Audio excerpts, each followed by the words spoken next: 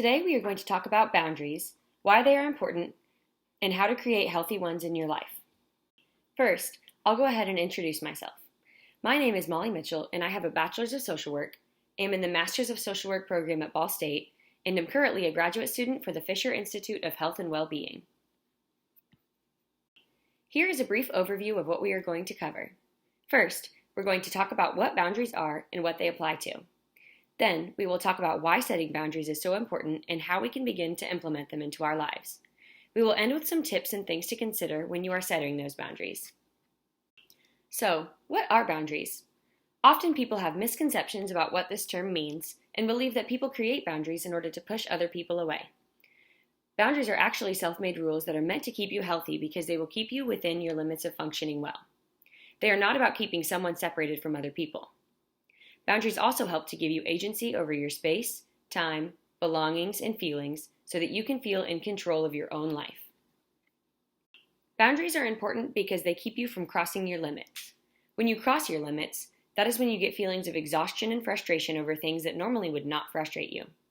Staying within healthy limits for yourself also helps you to remain emotionally healthy and to be at your best more often. You may think that boundaries would make you less independent because they are limits. The reality is that when you set your own limits on what you allow your time and energy to go toward, you become even more independent. Boundaries also serve to conserve emotional energy because they keep you from building up resentment over time for things that are taking up too much space in your life. A benefit of boundaries is that they help to improve relationships. This is another concept that sounds kind of backwards because it puts limits on how friendships operate.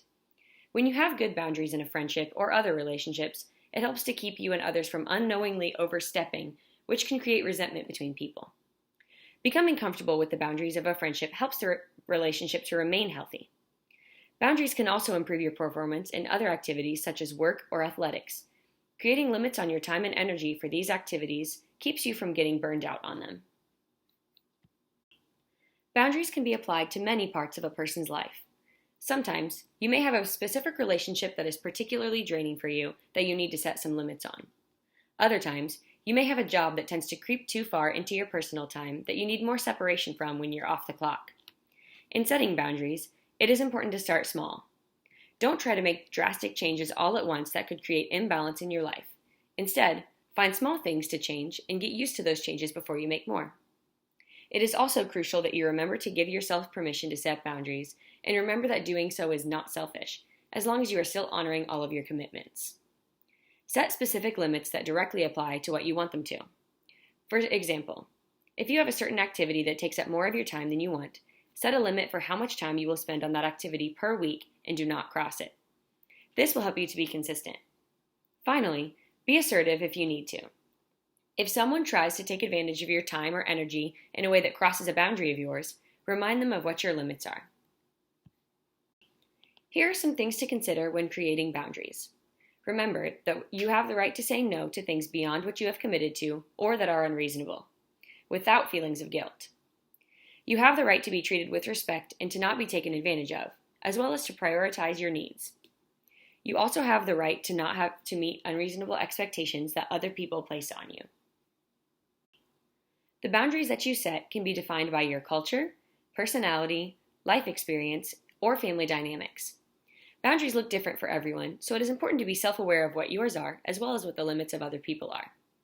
Consider past experiences when creating boundaries, remembering times that you were pushed past your limits, and try to come up with good limits to avoid recreating that stress.